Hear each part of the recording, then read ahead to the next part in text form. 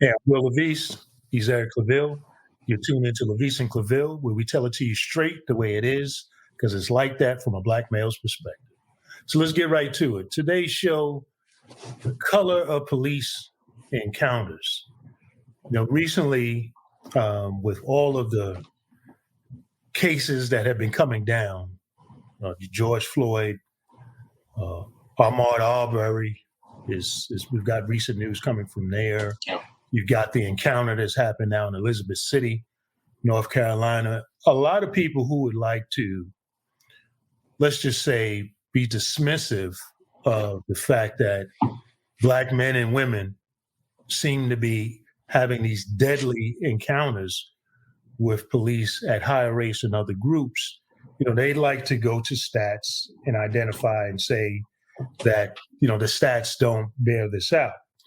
And the New York Times had published a study, it was actually back in 2016, that said when African Americans and Latinos are stopped by and questioned by police, they are no more likely to be killed or seriously injured than are white people drawn into similar encounters with the police.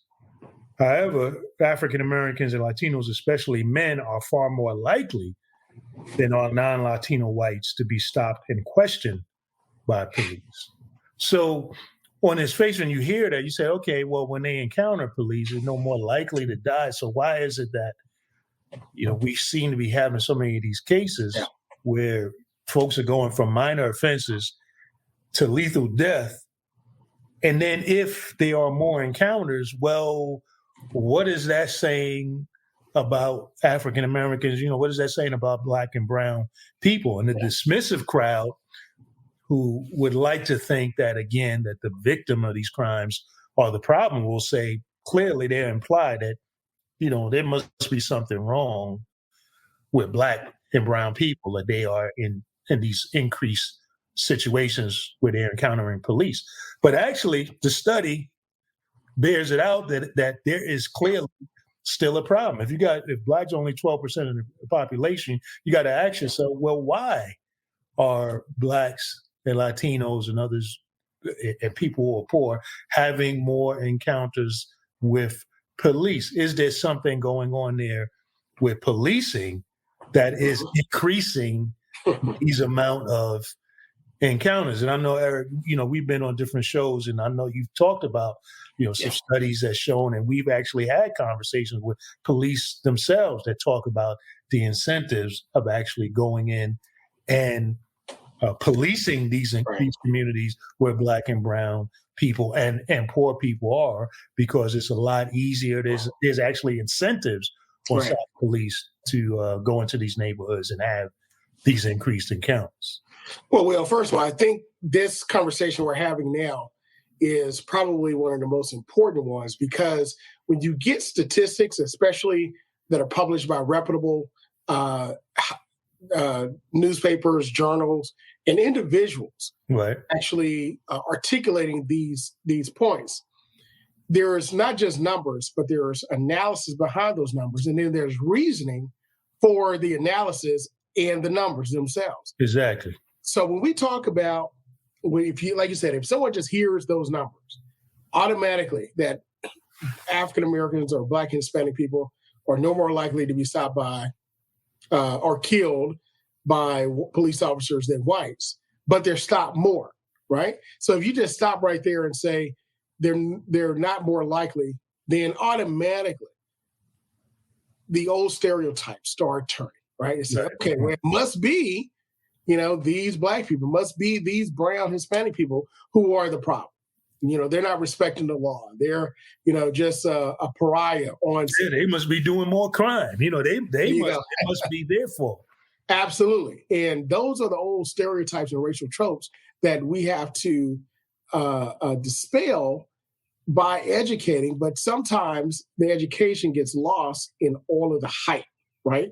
It's easy to listen to those numbers you just gave and fall back into what I know or what I believe I know. But it really takes someone, it takes time to sit back and be educated about this. So let's take a look at that. Why are Black and brown people more likely to be stopped and questioned by the police? Mm-hmm. Let's go back to 2010. to the stop and frisk case in New York City. Remember, stop and frisk was a policy which was deemed unconstitutional that was implemented by former mayor and former Trump lawyer Rudy Giuliani during that time period. It perpetuated on under Mayor Bloomberg, and it continued until the Supreme Court heard the case. Basically, in that scenario, if you saw someone that looked quote unquote suspicious, right, you could stop and frisk them. Now they're not going to pull up and say, "Oh, look at this guy here. He's got his pants hanging down. He's got a bomber jacket on. It's not that cold out here. Let me pull the car over. Hi, I'm your friendly neighborhood police officer. Do you mind if I talk to you for a second?" Oh, yeah. Of course, that engagement is not going to go like that. No, not at all. Not at all, which is very much what happened with Trayvon Martin. Here you had someone who wasn't even a police officer, it's a wannabe cop, right? Taking it upon himself. Homeowners Association guy taking it upon himself to decide who and what is suspicious. So because he had a hoodie on, now he's suspicious. People had pointed out, even though he lived there, even though his father lived there, he belonged there. He had legal right to be there. He looked suspicious. Now people had pointed out that Mark, what's the Facebook guy, Zuckerberg, yeah, he wore a hoodie all the time. All the time. There's a lot of people that wear. Rocky wore a hoodie. Right? Rocky wore a hoodie. They put a statue up for him in Philadelphia, where a fictitious fighter when they got a real champion and spoke at Joe Frazier. But that's another thing. That's another. Not even a plaque. Not even. So again, so now it's what looks suspicious. So if the trope is that dark skin, curly hair, he's wearing a hoodie, his pants are sagging, whatever the case may be, all of these things that equal black or brown exactly is what is considered suspicion. Then now you begin to see, as you said, you start to peel back the layers of the stats to understand, okay, well, why is it that we're having more increased encounters? Is it that by being black or just by being brown, is that automatically puts you under suspicion? Is that what we're saying? The answer is yes. But if we admit it, but the evidence continues to show it. Now, if you go back and take a look at New York City Civil Liberties Group, they estimate between that 10-year period, you had about over 700,000 illegal stop and frisk. Mm-hmm. Now, let's move a step further. The evidence that helped to build that stop and frisk case was gathered by a good cop who did the right thing, but the system came down on him. His name was Adrian Schoolcraft, second generation New York police officer who served in the precinct where his father served. And basically in the briefings, they were being told, hey, get your numbers up. I'm getting calls from downtown. We need to get more people in, more arrests. He said, listen, somebody, stop them. Even if they don't have anything, bring them in anyway. We'll make up something. We'll charge them with something while they're here. Now, Will, that is not part of any police training. That's not part of any ethical. But matter of fact, that's illegal. It's criminal. Okay, right. He started hearing. He's like, wait a minute. Now, of course, he's a rookie. Less than 2 years on the force. He's like, wait a minute, something's wrong here. But again, you got the training, Will, from the academy, but you got the old heads, the old cats. Right, indoctrinating them into the culture of, and I've had police who've told me this and said that the minute you get out of the academy, one of the first things that the old guard that wants to continue the status quo and continue the culture that they tell you is that, okay, whatever you learn in the academy, forget about it, throw it in the trash. This is how it goes down in the quote unquote real world. But the thing is that the real world has real consequences for Black and brown people of all stripes and socioeconomics. So you take someone like us who, we came up in the neighborhoods in our different communities, me in the North, you in the South.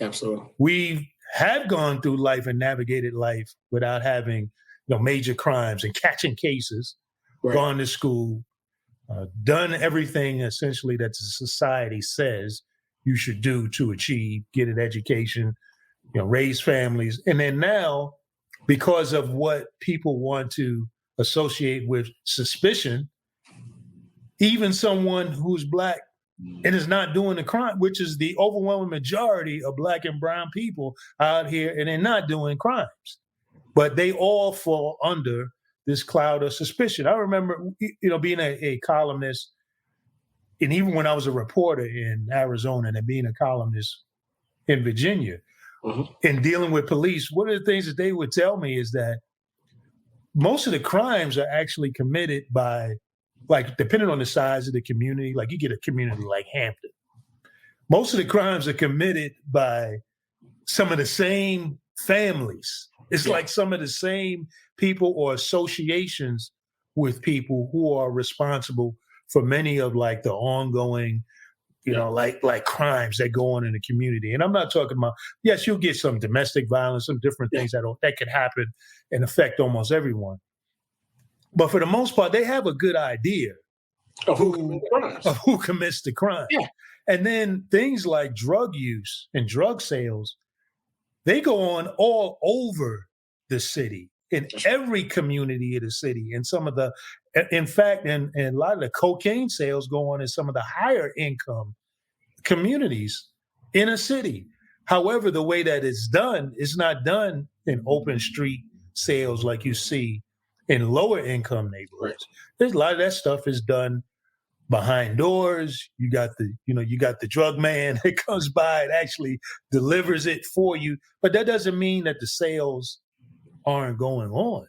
Absolutely. So they have a good sense of where it's going on. And then in terms of policing, they try to limit activities to certain parts of the city where they can really be able to crack down on it, so-called, and have their numbers up in some. But the bottom line is that it's easier to be able to police and to attack and to get away with things when you're dealing with poorer communities, which, because of the way our society is structured, Black and brown people tend to be disproportionately represented in poorer communities, even though the majority of people who are in this country who are poor are white because of the numbers. Absolutely. Now, Will, you've actually hit on something that's actually taught in the academies. Started out, again, I've mentioned August Volker, who is really the father of criminal justice. Born in Louisiana, New Orleans, moved to the Bay Area, first chief of Berkeley, and out in California. And he went through these various experiments and processes, and his book was really the first one used in teaching criminal justice and officers. Right. And what he found was, as a police force, harsher tactics could be used against those who were poor, those who were non-white, those who were Black. No. No. Right. But keep in mind, we're talking like late 1800s, right? Early 1900s. So you could use these tactics on them because they didn't have access to the system or people in the system that they would have that the officers would have to answer to from a economic or policy standpoint, or even hiring, right?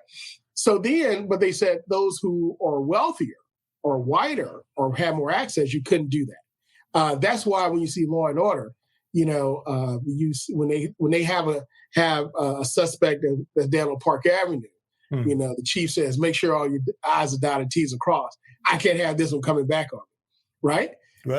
But if you go down over to Harlem, or Spanish Harlem, they're like, man, look, they get out of the car, don't even put it in park good. Hey, come here. And they throw them up against the wall. Right? Harassment, that type of thing. We'll run you downtown now if you don't give us what we need, those type of tactics. And what can that person do that they threw against that city building, that city wall? Absolutely nothing. Right. And then that person, like you said, that person a lot of times ends up with a public defender. That person will end up being thrown in jail, right? awaiting trial or without bail. And so a lot of them, because I know being from New York City, a lot of them will end up on Rikers Island Wow. for years, still pending trial. So now, because they can't bail out, now you are here on Rikers for something that you are accused of.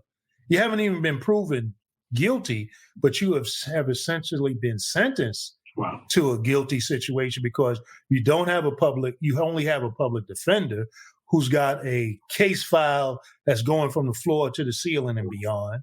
And so they're just churning it through and just moving on. And then you get, in order to move the cases, then you get a lot of times the public defenders to saying, look, just plead out on this so you can get back home. Now the person pleads out. Now they got a court a case. Now they got a record, which is going to have an impact on what now? Ability to get employment. Exactly. So so now you're ending up you're being kept in this cycle of poverty, of not being able to uplift yourself from the environment. Or Absolutely. even being able to have the resources to change the environment in which you live into a more habitable environment. Now, Will, you just touched on something else, and that we haven't even. It's another episode, another show. The system itself. When you talk about, my God, the legal injustice system, right? Legal injustice. I like it. Our producer, write that down now. The legal injustice system. We got it. We got to visit it, because from there we could talk about the bond system. We could talk about the arraignment system. We could talk about the imprisonment system, awaiting trial, right? And, all of these things are people money is being made on these people. The warrant system, right? I remember I didn't do a lot of criminal work. I only did criminal cases defense for clients for my civil practice. And I remember, going in and I was getting a warrant lifted and getting a continuation for the child of a client that has some ticket issues. And the line, I walked in, and the line in order to pay that traffic ticket, the line in order to deal with whatever was so long. And we're not talking about a district court, we're talking about a city court. And then, of course, as an attorney, you just walk up to, the attorney window, just have a nice conversation. And for my client, even though he had a warrant, I had it lifted, and we were able to get a continuation and so forth. And it took, less than really 10 minutes. It's crazy. But you think about that, but these persons are able to pay. Right. And we're able to defend them and give them the best defense possible. These other individuals, they can't. So they get, so if you come into court and you got a warrant, if you don't know you have a warrant, it's very highly and very likely that you will not leave out of that court. You will be transported, to the holding cell. So these things just continue to roll over and continue on and on and on to where you can't get out of the system once you get in. And then you'll have your license suspended and all these things. And it's all because of something that could have been left with a warning, or something where a person just don't have the money to do it, where the system can say, hey, release you on your own recognizance, and then you come in, you put you on a payment plan, different things like that. We could do a lot of things to help people, but if we help people and keep jails empty, guess what? There's a system that don't have jobs. There's a system that's not getting money to run itself.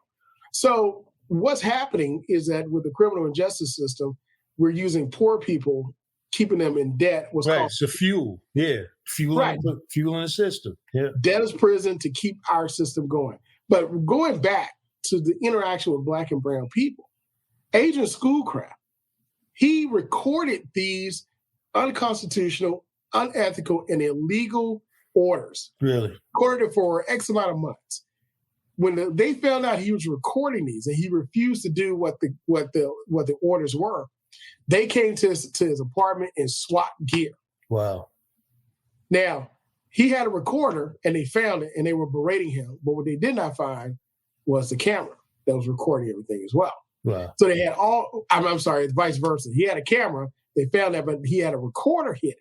Oh, he had a recorder. Okay. So he had a backup. Absolutely. Of course. I mean, he's a trained officer, right? Right. And then they put him into a psychiatric ward, okay, threw the key away. And the only way his father found him is because he knew someone at the precinct. He was a retired 30-plus year officer. And from there, he found his son, able to get him out. He continued to be harassed by the New York police. He settled a civil lawsuit as a whistleblower for about $500,000, $600,000. But think about this. It took all of that. We talk about good officers, right? People say, 90% of officers are good, or 95% are the majority, which I don't know where they get those numbers from or what variables they're using to determine who's good and who's not. But here's an example of one good officer doing the right thing, and the entire system, the largest police system in the United States, came down crashing on him, right? Wow. With military tactics on it. Absolutely. And he could have lost his life in there. Who knows?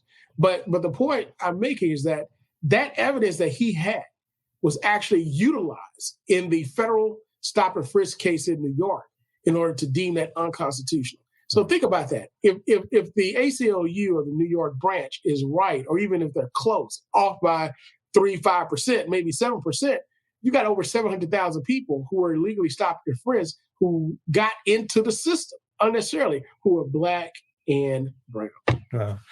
Well, I think about, you talk about them storming his house with military tactics. SWAT.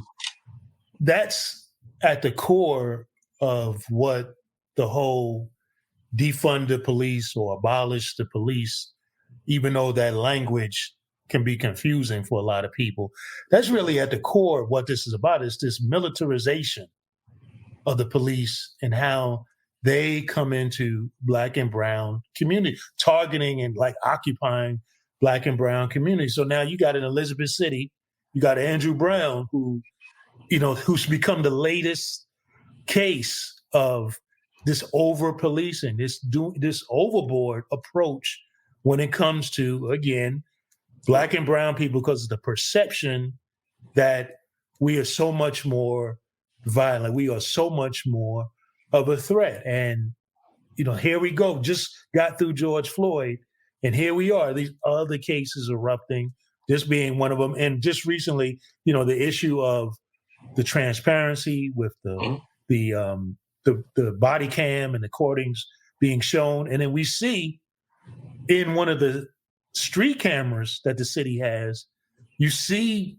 the police, the sheriff's department coming up in a pickup truck, militarized, a combination of militarized and also good old boys on the pickup truck coming to wrestle us up some. It's just so mind-boggling, man, and painful to be able to watch and to say and to wonder, does policing have to be this way in our communities? Again, the question of, are we having more encounters and that's leading to the higher number of deaths? But is it that the police are also coming in and targeting our communities in this militarized way that is already putting everybody in a posture, putting them in a posture of lethal force? Absolutely. And I think that is really where we're at and what we really need to be dealing with, instead of tossing out stats and trying to be dismissive of what the problem is. Well, again, you hit on something very important, and that's perspective and perception, right? Mm-hmm. Perspective is that, we have to come in this harsh style because our perception is that Blacks are more dangerous, right? Black men have superhuman strength. You know what they said about Rodney King? And it isn't what they said about Michael Brown? Exactly. What they said about George Floyd? Isn't that what the Black codes and slave codes said about Black men? Eric Gardner. That's why they all felt they had to wrestle him down. Superhuman strength. Right. Yeah. So again, and now to me, if you have to use that type of force on one man and many men, then that also speaks to a level of inferiority as well. So you have to address both sides. Either you're lying, or there's some other issues of inferiority that we have to deal with. So you don't actually have that. And also, I will say that the images of Black men and brown men that we are perpetuating involuntarily and voluntarily in music, in film, in advertisements, it doesn't do us any. It doesn't do. It doesn't help. It certainly doesn't help because, as you said, we don't have the advantage of being viewed in a 360-degree view. Absolutely. That there are all types of Black men within the community of Black men. We have that kind of view when it comes to white men. I mean, if a white man goes and sprays an entire movie theater, we don't turn around and say that, well, all white men do that. Or if a white man blows up a federal building in Oklahoma, killing children and innocent people, we don't say necessarily that all white men are domestic terrorists, and we should kill kids in elementary school in Connecticut. Right. Well, right? And we shouldn't. Blacks in the church in South Carolina. Right. Exactly. But, when it comes to Black and brown men, even, brothers who have not engaged in those kinds of crimes and then find themselves engaged in a minor offense can have an encounter that leads to death. And that's really what we're trying to correct. When I think about what we can do, I mean, we've talked about the types of things that need to happen: change in police culture, change in how we really view each other and really respecting people's humanity. I think the number one thing that has to continue is the pressure of the moment that we need to have change, and it's got to be big change from a policy standpoint, as well as changes in individual behavior, changes in police culture. We've got to keep the pressure on, and I just applaud a lot of young people who have remained in the streets peacefully, putting pressure on and keeping attention on this issue, because it's really, we're at a moment where we really need a big change. Absolutely. When you talk about the system, I want to go back to another case in New York. This is more recent. Just in 2019, you have Black police officers that actually retired early, as opposed to staying on the force on a job that they love, because they got tired. The name of the article is, "I got tired of hunting Black and Hispanic people." I got tired of hunting Black and Hispanic people. Multiple officers in Brooklyn say they were told by a commander that white and Asian people should be left alone. And this is the subway police, right? They said even if they're breaking the law, they should be left alone. Only go after Black and brown people. So there you have it. Again, the reasoning behind the numbers and the analysis is that the reason why you have more encounters is because police are targeting Black and brown people even more so, and giving a pass to whites and white people and Asian people. So it's not that white and Asians commit less crimes or different types of crime. It's just that their crimes they're not being held accountable for them, in this particular argument. So you have a class action lawsuit of officers who love what they do, had to retire early in order to bring it, by the way, because, in the few cases that I did litigate in employment discrimination, and I stopped that area because it's so taxing, it's very heavy. Hats off to all the warriors that do it and absolutely actually represent plaintiffs in great cases, because there's a lot that goes on. It's really tough to bring an action like this against your company or individuals that you work with and still stay there and work. Okay. Yeah. I mean, people say, "Oh, I'll sue you," and I'm like, yeah, okay. That could be very toxic and taxing.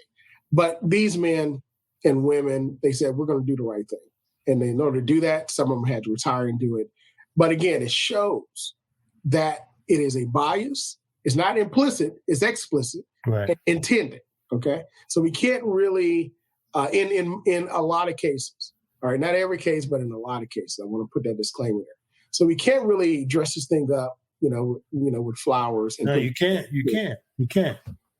So I guess, what we have to do, Will, as African Americans and as America, is that we got to stay vigilant. We got to stay read up. We have to stay studied. Study to show ourselves approved. Making sure that we understand the implications of these stats and numbers, and we apply the right reason. Have an open mind, but at the same time, apply the right reasons for it.